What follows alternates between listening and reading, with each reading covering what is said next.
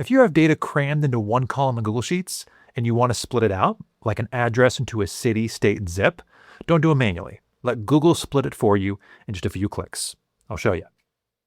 Okay, so I've got a column with a person's full name, and I want to split that into two, a first name and a last name. So we'll select the entire column and then go to the Data tab and split text to columns.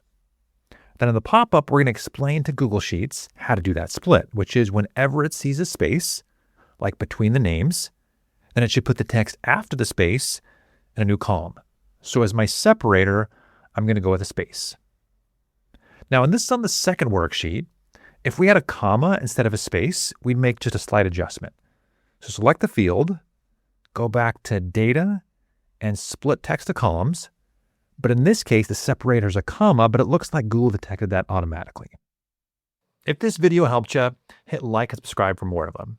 And if you want to go even deeper, I have a full course on Google Sheets in the links below.